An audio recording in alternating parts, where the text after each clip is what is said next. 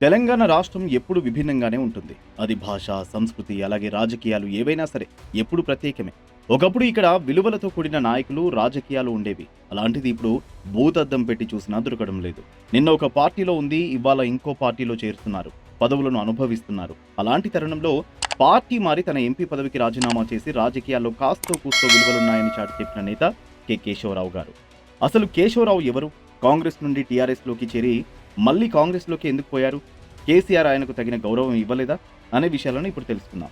వీడియోలోకి వెళ్లే ముందు ఈ ప్రశ్నకు సమాధానం తెలిస్తే కామెంట్ చేయండి. కేశవరావు ఎవరు ముఖ్యమంత్రిగా ఉన్న సమయంలో పీసీసీగా పనిచేశాడు? ఆప్షన్ 1 మర్రి చెన్నారెడ్డి, 2 వైఎస్ రాజశేఖర రెడ్డి, 3 రోషయ్య, 4 కిరణ్ కుమార్ రెడ్డి. కేశవరావు 1940 డిసెంబర్ 13న తెలంగాణ రాష్ట్రం మహబూబాబాద్లో నిరంజన్ రావు గోవిందమల్లకు జన్మించాడు. అతను భద్రుకా కాలేజీలో బీకాం చేశాడు. తర్వాత ఉస్మానియా విశ్వవిద్యాలయంలోని ఆర్ట్స్ కాలేజీలో ఎంఏ, తర్వాత పీహెచ్డీ పూర్తి చేశాడు. మహబూబ్ కాలేజీ హై స్కూల్లో టీచర్గా తన వృత్తి జీవితాన్ని ప్రారంభించి తర్వాత జర్నలిస్ట్గా, నటుడు, నిర్మాతగా పనిచేశాడు. హైదరాబాద్ నుండి ముద్రించిన ఆంగ్లంలో ప్రసిద్ధ దినపత్రిక ది డైలీ న్యూస్ సంపాదకుడిగా కూడా ఉన్నాడు. ఇండియన్ ఎక్స్ప్రెస్, విజయవాడ, ది పేట్రియాట్లో, ఢిల్లీలో అప్రెంటిస్ పొందాడు. ఆయన రచనలకు అప్పట్లో మంచి ఆదరణ లభించింది. కాంగ్రెస్ పార్టీ విధించిన ఎమర్జెన్సీకి వ్యతిరేకంగా పోరాటం చేశారు. కేకే గారి భార్య పేరు వసంత కుమారి. వారికి 2 కుమారులు, 2 కుమార్తెలు ఉన్నారు.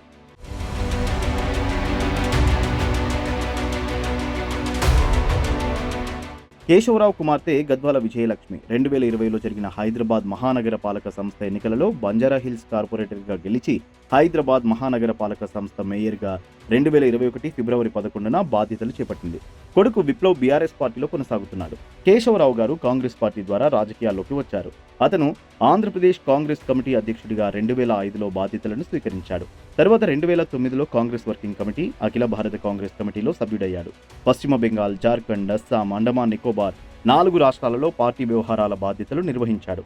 కేశవరావు ఆంధ్రప్రదేశ్ రాష్ట్రంలో వరుసగా 3 ప్రభుత్వాలలో కేబినెట్ మంత్రిగా ఉన్నాడు. విద్య, పరిశ్రమ, కార్మిక వంటి ముఖ్యమైన శాఖలను నిర్వహించాడు. అంతకుముందు కేశవరావు ఆంధ్రప్రదేశ్ శాసనమండలి చైర్మన్గా కూడా పనిచేశాడు. గ్రాడ్యుయేట్ నియోజకవర్గం నుండి 2 పర్యాయాలు శాసనమండలికి ఎన్నికయ్యాడు. కనీస వేతనాల బోర్డు చైర్మన్గా, క్యాబినెట్ ర్యాంకుతో రాజీవ్ గాంధీ టెక్నాలజీ మిషన్ చైర్మన్గా కూడా పనిచేశాడు. కేశవరావు గారు 2006-2012 మధ్యకాలంలో రాజ్యసభ సభ్యునిగా ఎన్నికయ్యారు. అతను తెలంగాణలో వామపక్ష భావాలు కలిగిన గొప్ప రాజకీయవేత్త. ప్రత్యేక తెలంగాణ రాష్ట్ర ఏర్పాటుపై కాంగ్రెస్ వైఖరిని నిరసిస్తూ 2013 మే నెలలో కాంగ్రెస్ పార్టీ రాజీనామా చేసి ఆ తర్వాత తెలంగాణ రాష్ట్ర సమితిలో మరో 2 పార్లమెంటు సభ్యులతో కలిసి కేసీఆర్ సమక్షంలో చేరాడు. ఆయనను తెలంగాణ రాష్ట్ర సమితి సెక్రటరీ జనరల్గా, దాని జాతీయ వ్యవహారాల చైర్మన్గా, పార్టీలో 2వ స్థానంలో కేసీఆర్ కేశవరావును నియమించాడు. 2014లో తెలంగాణ రాష్ట్రం ఏర్పడ్డాక మొదటి ముఖ్యమంత్రిగా ఉన్న కేసీఆర్ కేశవరావు గారిని మళ్లీ రాజ్యసభకు ఎంపీగా పంపించాడు.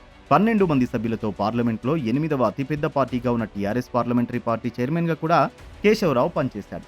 కేశవరావుపై నమ్మకంతో 2020వ సంవత్సరంలో తిరిగి మళ్లీ రాజ్యసభకు పంపించారు కేసీఆర్.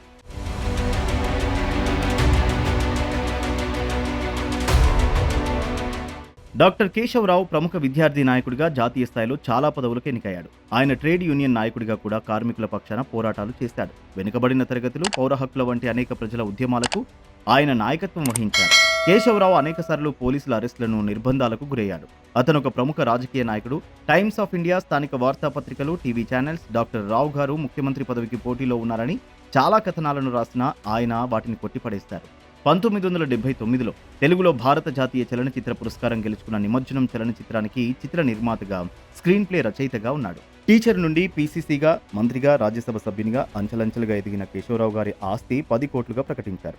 ఇన్నేళ్ల ఆయన రాజకీయ ప్రస్థానంలో ఎలాంటి అవినీతి మరకలు లేవు. తెలంగాణ ఇవ్వడంలో సోనియమ్మ జాప్యం చేస్తుందని పార్టీ మారిన కేశవరావు గారికి కేసీఆర్ తగిన స్థానమే ఇచ్చారు. పార్టీలో నెంబర్ 2గా ఉంటూ కేసీఆర్ తీసుకునే ప్రతి నిర్ణయంలో తన అభిప్రాయం ఉండేది. అంతేకాదు ఆయన మీద గౌరవంతో ఆయన కూతురు విజయలక్ష్మికి మేయర్ పదవి ఇచ్చిన పార్టీ ఓడిపోయి కష్టకాలంలో ఉంటే తిరిగి ఆయన సొంత గూటికి చేరుకున్నారు కేశవరావు. తాను పార్టీ మారినా కేసీఆర్పై ఎక్కడ తప్పుడు కామెంట్స్ చేయలేదు.